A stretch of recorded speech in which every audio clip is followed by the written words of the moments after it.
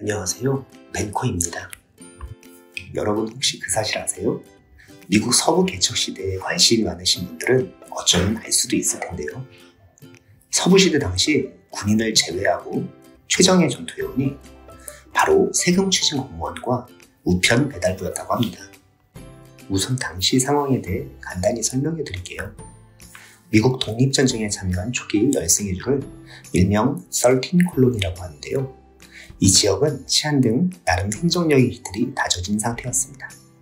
그렇지만 아직 중서부까지는 정부의 행정력이 닿지 않았기 때문에 행정구역 한 개당 달랑 보안관 1명만 파견하고 알아서 하라고 방치해 놓는 경우도 많았다고 합니다. 이러한 상황에서 19세기 중반부터 금광이 발견되었다는 소문을 듣고 세계 각지에서 사람들이 쏟아져 들어오기 시작합니다.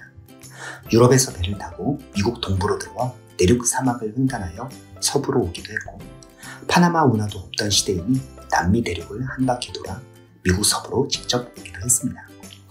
벼락부자의 기회를 잡으려고 죽을 위험을 무릅쓰고 그 먼 길을 마다않고 온 것이죠.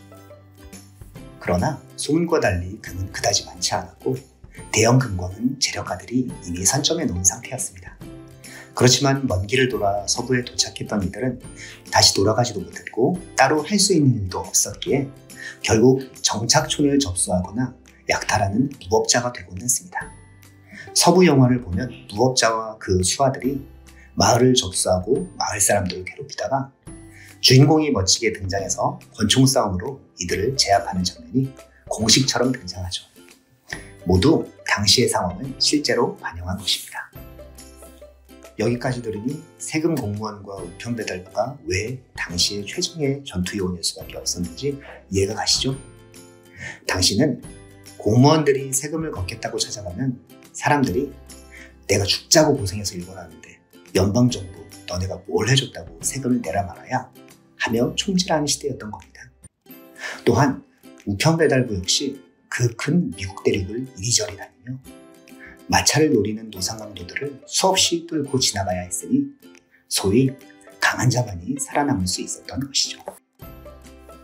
오늘은 특별히 우편 배달부 이야기에 집중해보려고 합니다. 골드러시 시대에 이르러 동서부 간 사람과 물자의 교류가 활발해지면서 우편물 수요가 크게 늘어났습니다. 당시 포니 익스프레스라는 이름의 우편 서비스 회사는 캘리포니아 세크라멘토부터 동부의 미주리주까지 총 3,200km의 물류를 커버했는데 총 184개 역사, 즉 매 16km마다 역사를 세워서 배달부들이 이 지점마다 말을 바꾸며 쉼없이 달릴 수 있도록 했다고 합니다. 이전에는 말 한 마리만을 계속 채근해가며 화물 마차를 끌도록 했습니다. 말이 쉬지도 못하고 계속해서 힘든 일을 해야 했으니 제대로 힘을 낼 리가 없었죠. 그런데 일정 거리마다 말을 갈아타니 말이 계속해서 제 힘을 낼 수가 있었습니다. 이전에 1년 6개월이 걸리던 구간을 10일 만에 도달할 수 있었다고 하는데요. 말을 바꾼다는 아이디어와 여러 말을 준비하도록 하는 자본의 결합이 놀라운 결과를 가져다 주는 것이죠. 당시 배달부 구인 광고를 보시죠. 영 앤스킬이 고된 일을 할 수 있어야 하고 말을 타야 하니 당연한 조건이었겠죠. 그런데 고아우대? 매일 죽을 결심할 수 있는 자? 무언가 되게 비장한 분위기를 풍기네요. 우편 배달부에게는 필수품 3종이 있었다고 해요. 더 빨리 말을 재촉하기 위한 채찍, 강도에게서 자신을 보호하기 위한 권총, 그리고 신의 보호를 구하기 위한 성경책. 우편 배달부들이 얼마나 극한 상황에서 일했는지 알 수 있는 대목입니다. 당시 주급 평균이 2에서 7달러였다고 하는데요. 이들은 25달러를 받았습니다. 가난한 사람들에게는 큰 돈을 벌 수 있는 기회였고 상당한 인기 직종이었다고 합니다. 이들은 정식으로 업무 시작 전에 배달부에 맹세를 했다고 하네요. 마치 의사들의 히포크라테스 선서같이 엄숙한 느낌이 듭니다. 나는 살아계신 주님 앞에 맹세합니다. 일하는 동안 독주를 마시지 않고 동료들과 싸우지 않고 내 임무에 충실할 것입니다. 주님 도와주십시오. 우편 배달부는 심지어 이런 것들도 배달했는데요. 바로 아기. 찢어지게 가난해서 먼 친척에게 아기를 맡겨야 하는데 사람을 고용할 돈이 없어서 그래도 믿을 수 있는 우편 배달부에게 부탁, 아기를 배달시킨 것이죠. 놀랍지 않으신가요? 얼마나 당시 사람들이 우편 배달부를 신뢰했는지 우편 서비스 역사가인 제니 린치의 언급을 보면 알 수 있습니다. 미국인들은 우편 배달부를 무척 신뢰했기 때문에 배달부도 목숨을 바쳐 신뢰에 보답하고자 했다. 당시에 활동했던 유명한 우편 배달부로 버팔로 빌이라는 사람이 있었는데요.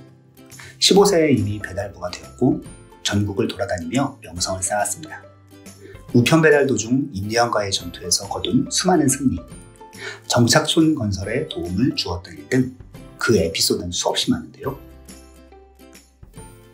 행정력이 닿지 않아 위험했던 중서부지역, 그중 특별히 위험해 죽음의 구역이라 불리던 518km 구간을 단 22시간에 주파한 일이 전설처럼 전해내려고 있다네요. 또한 버팔로빌은 1860년대 대륙횡단 철도 건설 회사에 버팔로를 공급하기도 하였다고 하는데요. 18개월 만에 무려 4,300마리의 버팔로를 공급했다고 합니다. 한 달에 약 240마리꼴로 사냥한 것인데요. 그가 사냥 실력도 사업 수완도 대단했다는 걸 알 수 있겠죠. 사실 버팔로빌은 실제 이름이 아니고 그의 별명입니다. 이렇게 버팔로를 성공적으로 공급하면서 이러한 별명이 생겼다고 하네요. 이렇게 수많은 스토리를 만들어내며 한 시대를 풍미했던 우편 배달부. 그러나 이후 대륙횡단 철도 시대가 열리면서 그들도 역사의 뒤안길로 사라지게 됩니다. 오늘은 여기까지.